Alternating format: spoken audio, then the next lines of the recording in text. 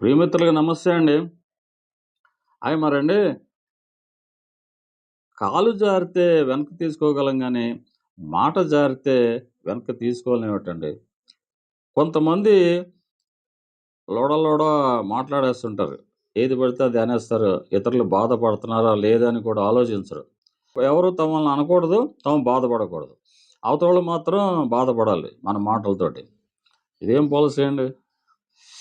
అందుకే పెద్దలు చెప్తారు, నోరు అదుపు మాట పొదుపు అని. అవును కదా! మనం మాట్లాడేటప్పుడు జాగ్రత్తగా ఉండాలండి. అవతల వాళ్ళు ఏమన్నా అంటే మనం ఎంత బాధపడతామో, అలాంటివి మనం అనకూడదు ఇతరులని. డిఫరెన్సెస్ ఉంటాయి. కానీ మనం జాగ్రత్తగా ఉండాలి. అవతల వాళ్ళతో జాగ్రత్తగా ఉండాలి. వాళ్ళు కూడా మనతో జాగ్రత్తగా ఉండాలి. అవునా కాదా?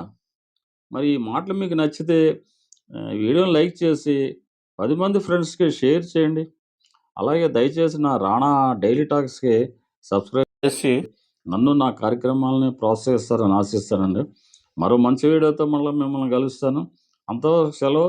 నమస్తే అండి. Have a nice time.